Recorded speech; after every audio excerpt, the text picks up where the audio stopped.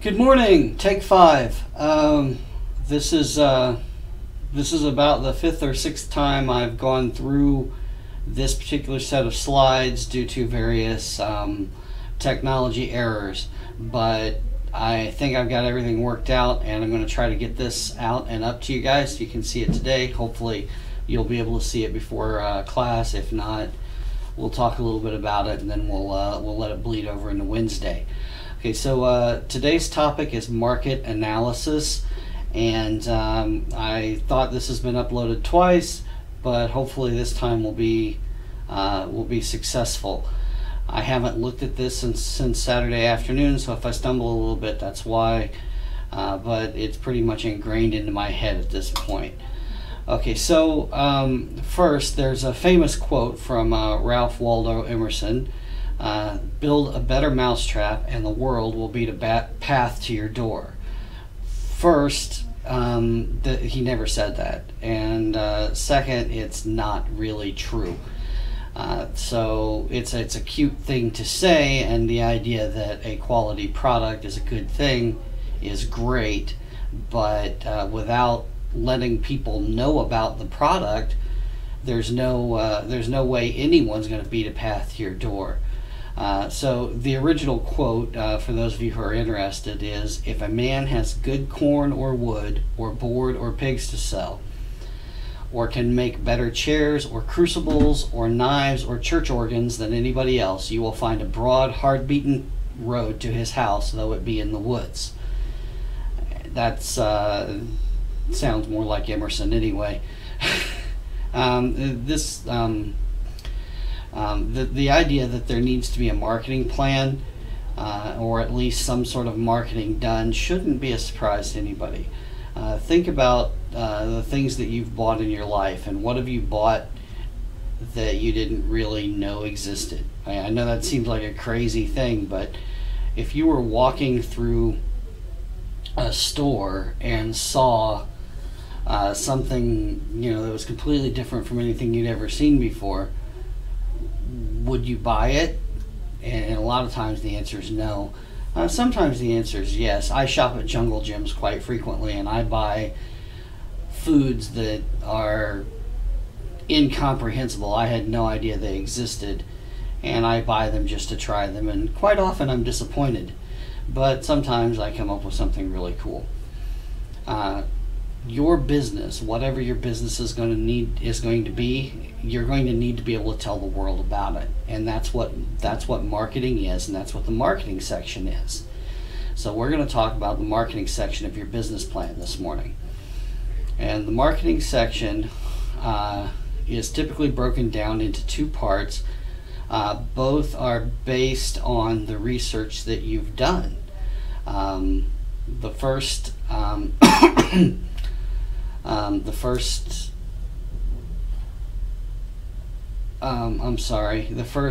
part summarizes the research and analysis, and the second part talks about your marketing plan. Now, last week in class, I know we talked a little bit about Metro Groom, not much. There's an audio recording of the Metro Groom pitch and a physical printed version of it as well, so you can take a look at one or both of those, and then we'll move into the Metro Groom example. When you read through or you listen to that example, you'll notice how it combines primary and secondary research along with qualitative and quantitative research to give us a story of the company and who the target customer is. The fact that Bill hadn't been able to find a salon he is comfortable with, even if Bill's not a real person, Bill represents a real person, and he represents their prototypical customer, or their beachhead customer, or a customer in their beachhead market, or that kind of an idea. And they found out that this person or this type of person isn't satisfied by talking to them, and that's primary research. The next major point is there are 435,000 professional men like Bill in the greater metropolitan area. And that data very much sounds like it came from a government website like census.gov or bls.gov or something like that. So that's where your secondary research gets combined with your primary research to help create the story.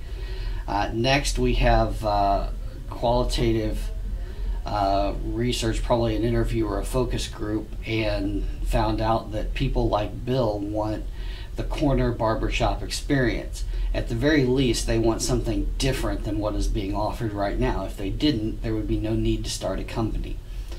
And then the fact that stylists talk about stuff that Bill isn't interested in, and that they don't give Bill useful information, probably came from a survey. It might have come from an open-ended interview, but probably there were questions like, rank from most to least what you would prefer stylists to talk about, rank from most to least what stylists do talk about. On a scale of 1 to 5, how important do you find the things that your hair care provider tells you? On a scale of 1 to 5 or 1 to 10, do they give you good advice, that sort of thing. So you combine all the various forms of research, and you end up with you end up with sort of a more rounded, complete picture of your market. If you notice, while we were going through the example, that there were several relevant details regarding the industry. They talked about how big the industry was, how many people there were. You also notice that just like the executive summary and the business description, this portion of the plan covers the customer, the product, and the competition, because the customer, the product, and the competition are the crux of what you're trying to do. So we're going to hit them again and again. The difference between the previous sections and this one is that we're going into even more detail here, and we're also offering supporting documentation and research.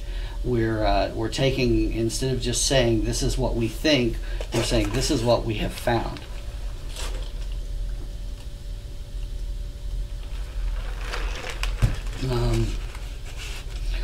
In a perfect world, the information you would put in this section would build on and expand that previous information. But some repetition will be necessary and appropriate, because as we've discussed in class, different people are going to read different parts of your business plan. So the customer was the first part we talked about. And the customer, the questions that we need to know is, who is the target customer, and are the target customer's critical needs being met? If they are, we have a more difficult problem. What demographic information do we know about the customer? And again, like a broken record, I will say the demographic information that matters is the information that matters. Some information doesn't matter. In the haircut industry, for instance, race is a very important component of demographic information. There is at least a conceptual idea that there's such a thing as a black barbershop or an African American barbershop, and that African American men often go there. Now, what we don't know is, does that apply to professional African American males? So that is a specific piece of demographic information that we would need to use probably primary research to find out about. Where is the customer located? That is, where do they work and where do they live? So what we found out is that a middle-aged man living in the greater metropolitan area, unsatisfied with his haircuts, gets about one haircut a month for 20 bucks. This tells us that the average customer spends about 240 bucks. And also that they spend it, 20 bucks a month. Monthly is a purchasing pattern. Purchasing patterns bring up the concept of seasonality. Some things happen more certain days of the week, certain months of the year than other things. Seasonality is a fluctuation in the revenue stream. It doesn't necessarily have to do with the season, but oftentimes it does. For instance, in small engine repair, if you have a small engine repair shop, you're probably fixing a lot of lawnmowers in the spring. And in the fall, you're probably working on leaf blowers, and in the winter, you're probably working on snow blowers. On the other hand, if you have a chocolate shop, you're busy all year round. But there will be definite upticks based around holidays: Valentine's Day, Mother's Day, Christmas. And there's a general fall off in the chocolate business around in the summertime because people eat less chocolate in the summer. Those are two types of seasonality that are important. Another purchasing pattern that is important is budgetary purchasing patterns. For instance, if you're a B2B salesperson, that is business to business, if your product or service is being sold to other businesses, quite often the business that you're selling to will have an annual budget, and if you're not in that annual budget, it doesn't matter how great your product is or how great your service is, there is no money to pay you, so you will not be selling anything to that particular company that year. You have to wait until next year and try to get in the budget. That happens with government as well. Governments have purchasing patterns, and they make their budget and then they spend their money. This leads to a very long sales cycle where you're going to spend a long time making that sale, and then the payoff will come through that. Now, if there is seasonality, you should talk about it here, and we're going to talk about it again, specifically in the financial section of the business plan when we're talking about your revenue. If you are if you have a lawn mowing business only, let's say, all you do is mow lawns, you're probably not going to show a lot of business in November, December, January, February. And you're probably going to show a little bit in March, a little more in April, and then May, June, July, August, and into September is when you're going to show all of your revenue. Oftentimes your bills are going to come in over 12 months, and you're only going to get paid over 4 or 5 in that type of a business. So that will have to show up on your income statements and balance sheets and statements of cash flow. Okay, next thing, size of market and market share. For the Metro Groom example, they found the number of professional men and multiplied by the number of haircuts per year. So they measured their market in size of haircuts. And they said there were 5,220,000 haircuts. This numerically demonstrates the size of the market. Then they showed how much market they intend to capture. Each chair had a maximum capacity, which is 20. You can cut 20 haircuts a day in a barber chair on average, times 310 days a year, which is the number of days they intend to be open, times 75% capacity, because they're not going to be going all out the entire time they're open. So then they multiply by the number of chairs they're going to have in their store, which is 10, and they get 20 times 310 times 75 times 10, or 46,500. Now that is a little bit less than 1% of the market in the first year. That's called a bottom-up calculation. You can contrast that with a top-down calculation, which is looking at the entire market and saying if we could just capture X percent, we'd make Y dollars. And it's very rarely appropriate to do a top-down calculation. It's a little bit more difficult to do a bottom-up calculation and figure out how much you're going to sell or how big of a percentage of the market you're going to get, but it's very much worth it. You make this estimate based on your best information, and you explain the logic. Then you can calculate revenue, number of customers, or both. I would recommend doing both. You say we're going to capture X number of customers, and that's going to lead to Y revenue, and base both of those numbers on the actual research you've done. Okay, so after customer and size and market, we talk about pricing. There are lots of ways to price. One way to think about pricing is as a balancing act between being competitive and being profitable. Pricing goods and services are different, and there are lots of pricing models. One pricing model, the model that Metro Groom used, is what does everyone else charge? We'll just charge that. There's also cost plus, which is it cost us $8 to make a haircut, so we want to double our money, so we'll charge $16 a haircut. Or there's also what will the market bear, which is we're selling stereo equipment, we're selling high-end stereo equipment, and we think we can sell it for $1,500. So we'll try to sell it for $1,500. If we find out nobody will buy it, we can always lower the price. There's also, what do I want to make? When you look at the way we did the service business in class, and I'll go through that example again here in a minute, the service business is quite often based on how much you want to make. So I think this is the exact example we used. We talked about guitar lessons. If you're giving guitar lessons, you probably already know what the market will bear. But if you're new, here's the formula. This is the same formula we used in class. What is your desired salary? What are your overhead costs? What is your desired profit? And then how many billable hours will you have in a year?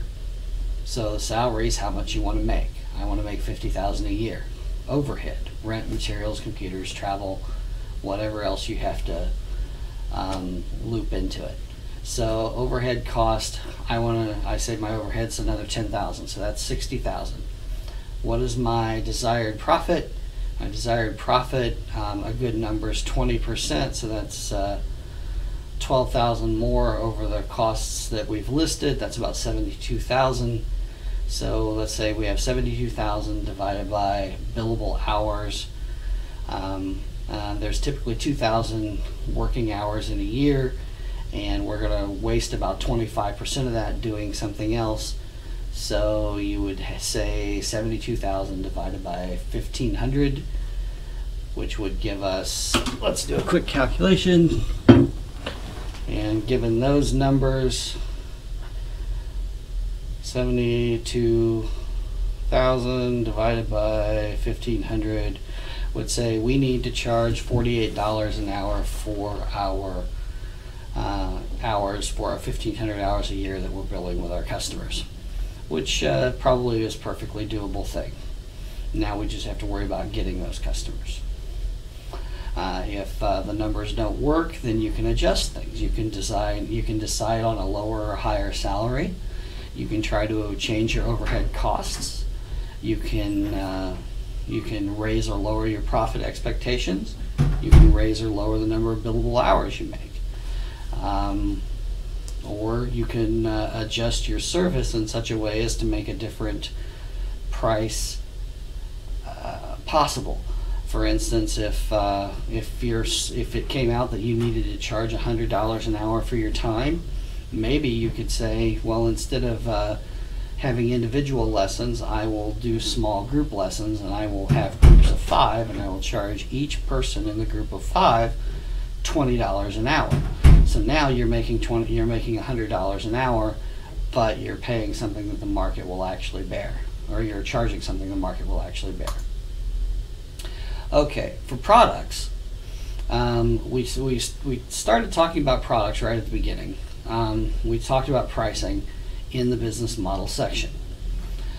So we've already covered this at least once in a very basic manner. The first thing from that earlier lecture is that location matters. What you spend on location will impact your price because you have to make that money back.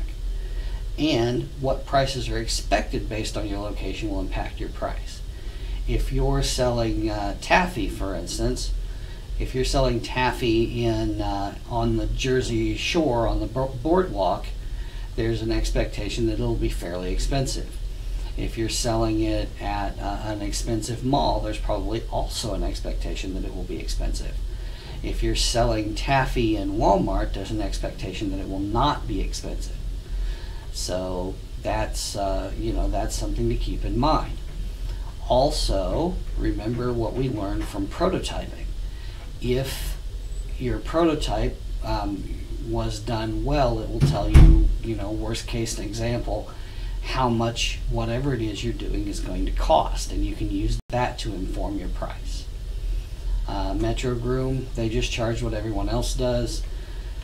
However you price, there needs to be an explanation of how you got there. If you just say, I've invented a new type of automobile that runs on water and we're going to sell it for $60,000, okay, but why?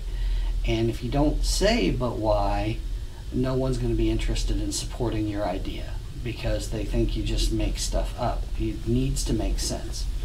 If you're going to use discounts, the discounts have to be in this section.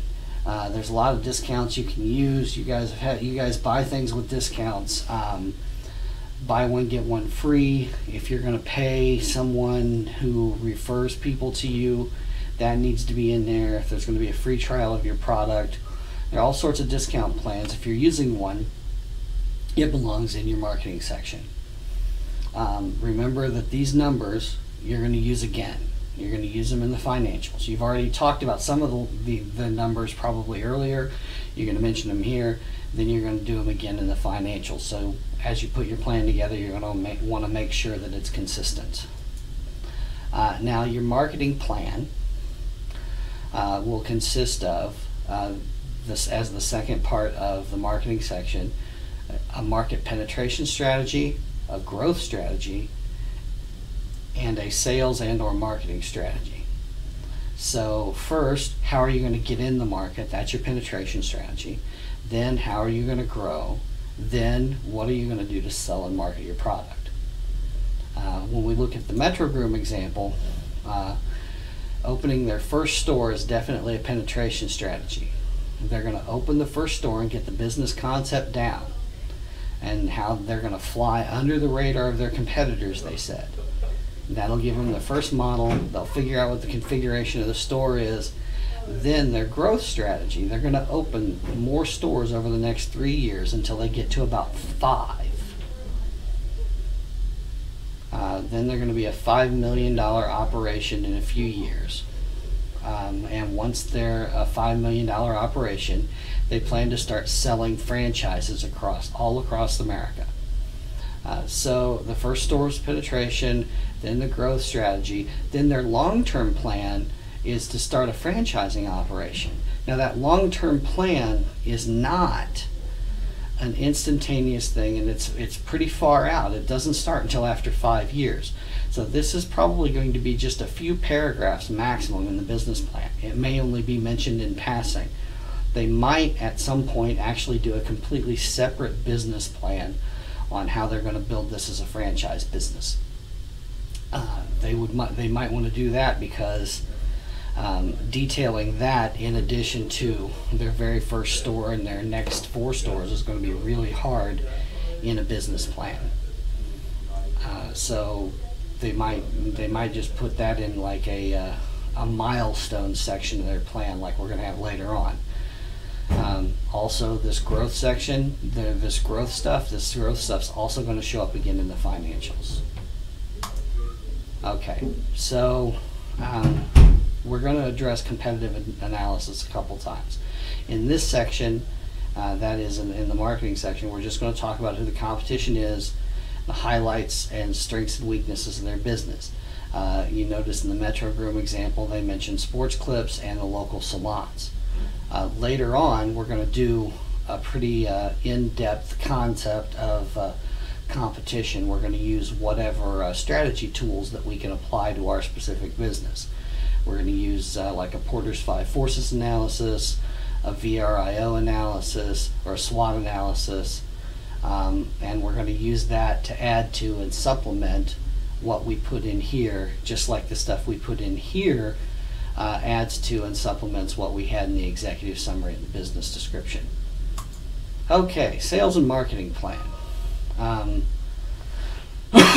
In the marketing section, we've already we made a customer profile and we made a list of prospects, which was all the people like Bill. And we didn't make a list, we just said there's 435,000 of them. We could have made a list, and we could have bought a list. So a marketing plan needs a sales or marketing strategy. A sales strategy is how are you going to sell things. Are you going to use Salesforce, outside distributors, resellers, and that sort of stuff? How many do you need? How are they going to be paid? How much are they going to make? What's their bonus structure going to be? Are they going to be on commission or salary? All sorts of stuff for sales. Marketing, you get to choose, how are you going to get your marketing message out there? Print, radio, TV, direct mail, other things you might want to do, so on and so forth. or a combination of both. You might very well have a combination of sales and marketing. Print ads are newspapers and billboards. Print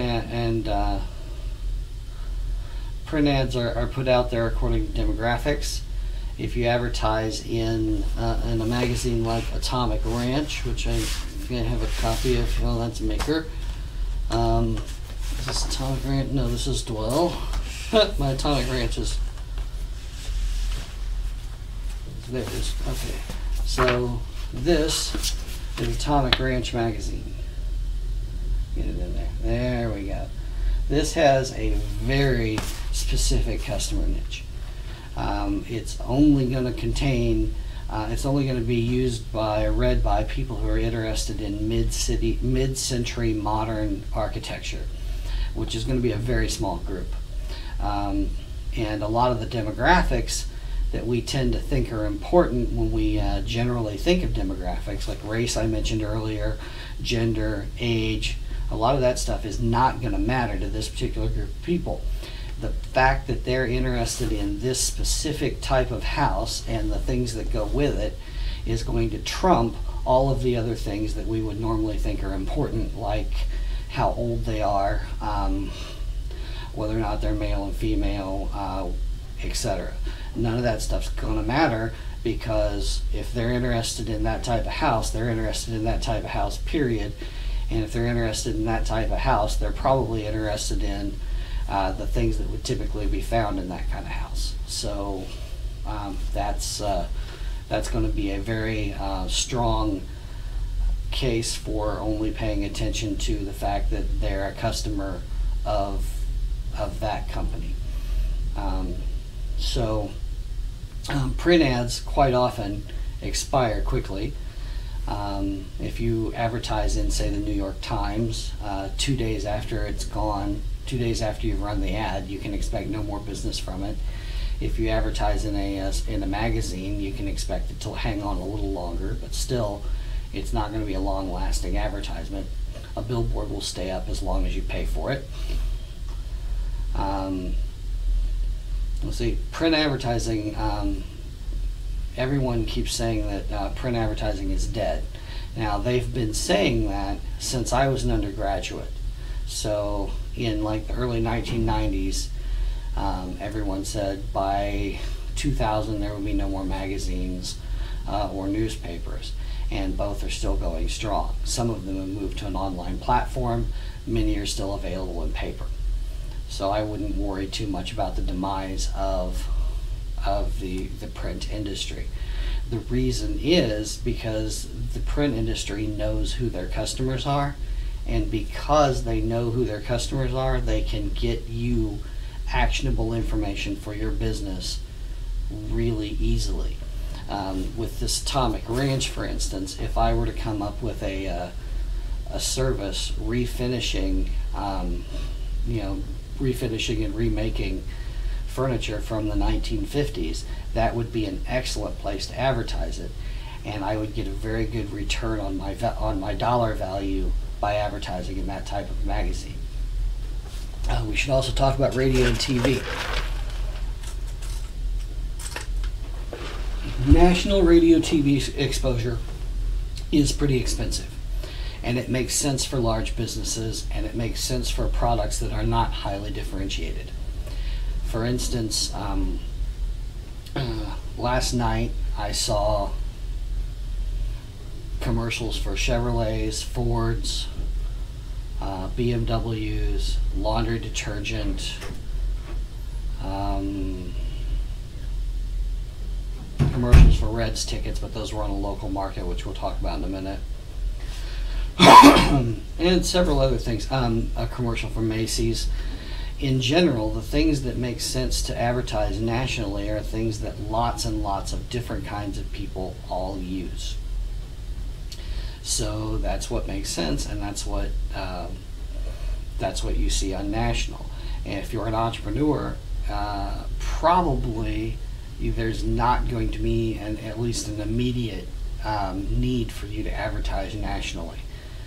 You're probably going to want to do more targeted advertising. which is with print, you target a specific customer group. With targeted radio and TV, you can target a customer group to a certain extent, but you can definitely target a geographic area. If you advertise on WEBN here in Cincinnati, you're going to be advertising to people probably 15 to 50 who like rock and roll music and who live in the Cincinnati area. Now, if you have a national product, probably that doesn't make a lot of sense, but if you're here in Cincinnati and your product is something that people who like rock and roll might like, that might be a good market for you. You could also advertise on a local TV station, and you can advertise on a local feed of a national TV station. If you see a local car dealership ad on while you're watching something like the Hallmark Channel or the Sci-Fi Network or something like that, you can be assured that the people in Minnesota, the people in California, the people in Alabama are not seeing that ad. Just people in this local area are, which is why the people making those commercials can afford to do it.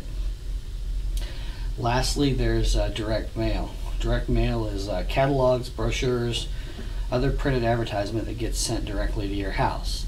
I know we all think we all throw away junk mail, which is what we typically call direct mail, but enough people look through that it's a very, very profitable medium.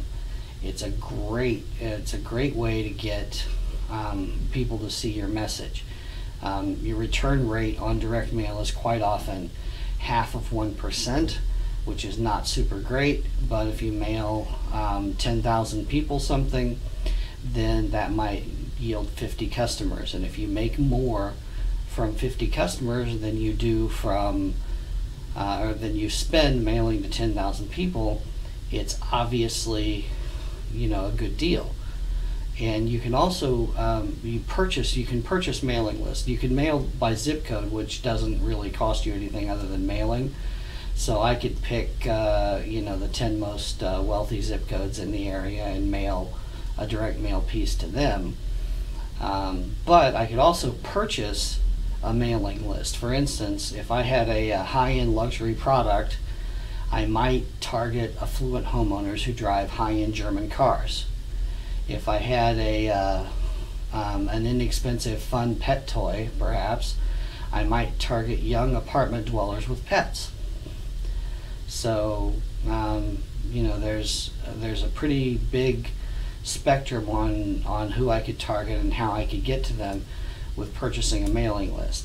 Now, when you think about purchasing a mailing list, it pays to think about how much you're going to pay for the list and can you make enough off of that entire list to make the purchase worthwhile. And that's a topic for another class, but it's definitely a legitimate consideration. Okay, so there's your marketing options, and you have to be thinking, oh, there are lots of other marketing options, and there are.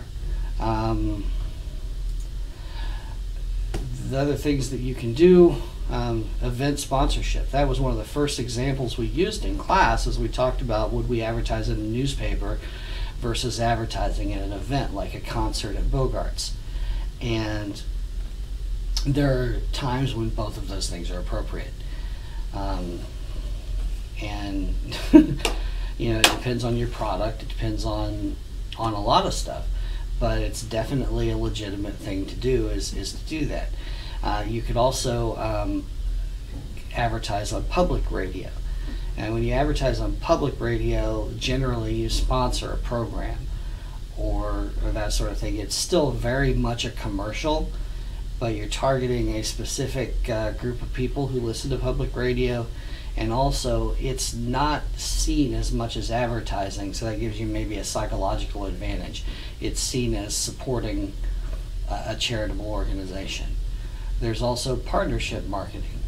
You can market your product with somebody else's product or your product with somebody's service or vice versa.